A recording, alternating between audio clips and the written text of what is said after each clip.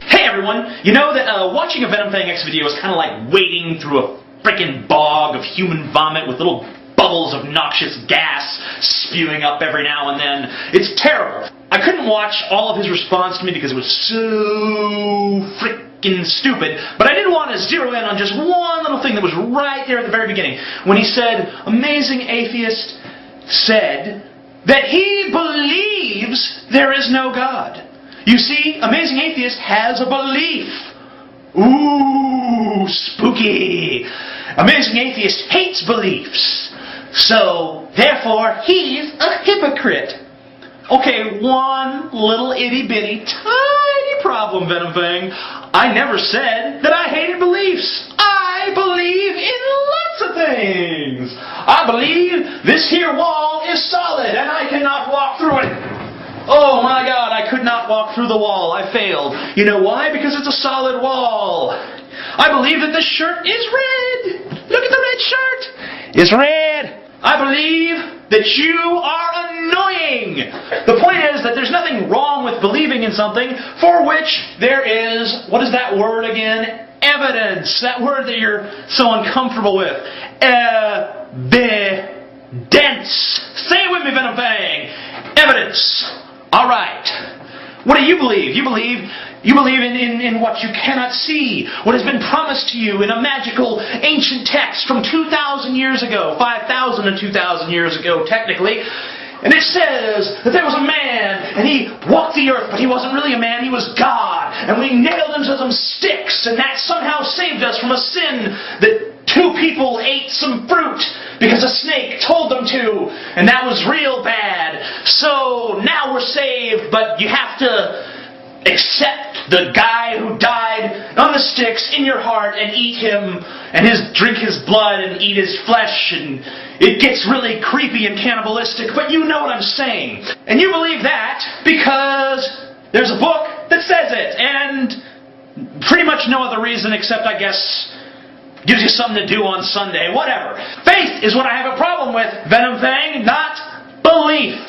Faith, bad. Belief, good. Faith, bad. Belief, good. You understand, Venom? It's not that complicated. But we're not here to talk about Venom Fang because, frankly, it's too easy. It's about the easiest thing in the world to refute. Anyone can do it. You can go watch this video right now and just refute it all in your head. It won't be difficult. It's like shooting fish in a barrel, or not even like shooting fish in a barrel. It's like taking candy from a baby. Maybe it's like shooting a baby in a barrel, only not as much fun, of course. What I am actually here to talk about is my platform for my presidential campaign, which is either going to happen in 2020 or 2024 once I get some of these logistical things worked out here. I'd like to just talk about my policies, what I would do, what kind of changes you could expect me to bring about, so you could see whether or not you would even vote for me on principle or not. Because I know that my beliefs have always been kind of strange, a little bit out of the mainstream, not really reflective of any extant political philosophy. Okay, and some of this stuff is going to be controversial. I'm sorry, it's not like a salesy, gimmicky controversy. It's not like, ooh, look what I said, you can't believe he said that. No, some of the things I believe are just kind of iffy, alright? Even I am like, God, do I really believe that? And I do, but, you know, I know that some of it's going to be kind of like a shocking thing to some people. Most of my audience, probably not, but anyone who just stumbles upon this video from elsewhere might be like, oh! Abortion. First issue. I am for abortion all the time. Kill as many babies as you want. It amuses me, frankly. But let's go a step further. Let's incentivize abortion for poor people. And let's give them money for getting sterilized or getting their tubes tied or whatever. Because it occurs to me the best way to deal with the problem of poverty is to get poor people to stop having like 785 kids. Like, it's not fascistic unless you force it on them. If you give them a choice and you say, you can do it and just do what you want and live your stupid, crappy life, or you can have a check for $10,000. What do you think? I guarantee you that soon enough they will not be breeding anymore and poverty in America will be eliminated. Yay! I'm a hero. Alright. When it comes to the economy, deregulate that motherfucker. Deregulate it. Let the companies do what they want, but you know what? Stop giving them all kinds of big, huge tax breaks. Stop giving them all kinds of government assistance. Stop giving them all kinds of government contracts. We give the government enough money that it can do its own damn shit without needing to bring in Lockheed Martin and Halliburton and all those bastards at Blackwater. I'm not going to get into that right now. The thing is, they can do their own shit. They don't need to be subcontracting out to these companies. We don't need the government and the corporations in collusion in this country with this giant military-industrial complex nonsense. No more of that. Get rid of that shit. Companies are companies. The government is the government. Let them go out of business if they can't survive without, living hand to mouth from the government. Affirmative action. I am on the fence on affirmative action. I know that a lot of people take a decisive stance against affirmative action, but you know what? I realize there's a lot of racism in this country to this day. I think university admissions and, jobs in the government sector, there should exist some kind of affirmative action. But in the private sector, I say no. No affirmative action in the private sector. I think private businesses need to have the freedom to make the employment choices that they think is going to best serve them.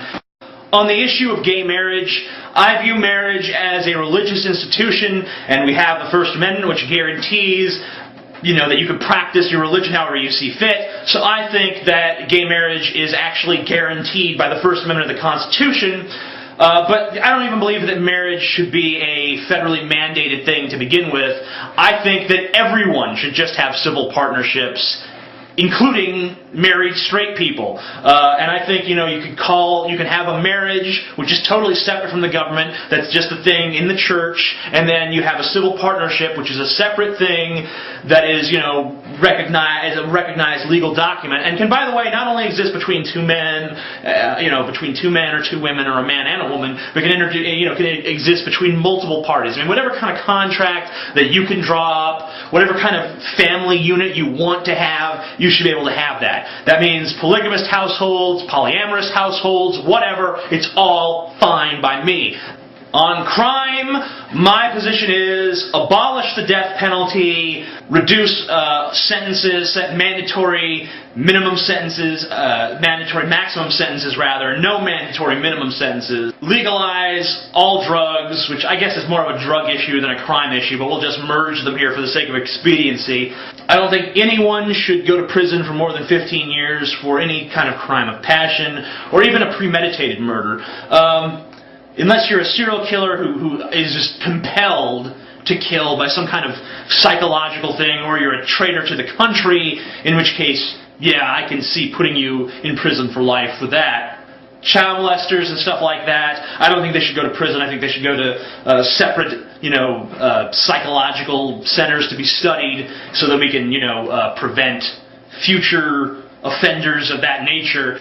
On education, I think the answer is pretty simple. You make the schools able to fire bad teachers. Right now, it's almost impossible for a school to fire a bad teacher. You set federal standards for education, and if they're not being met, then all of the teachers are fired, and a whole new staff is brought in, or all the students are bused to another school.